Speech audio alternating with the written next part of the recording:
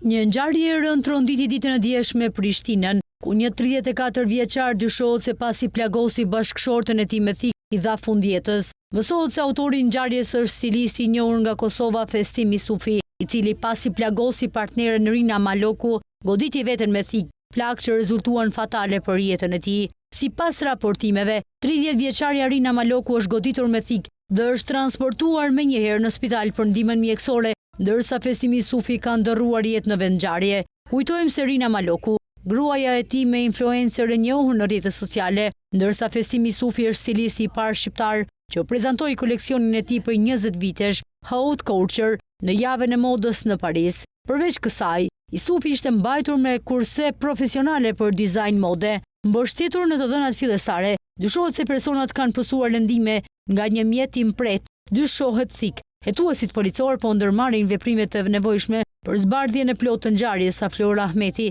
zëdhënëse e policisë së Kosovës. Rrethanat e ngjarjes janë ende të paqarta dhe policia e Kosovës ka nisur hetimet për të sqaruar motivin dhe detajet e plotë të rastit.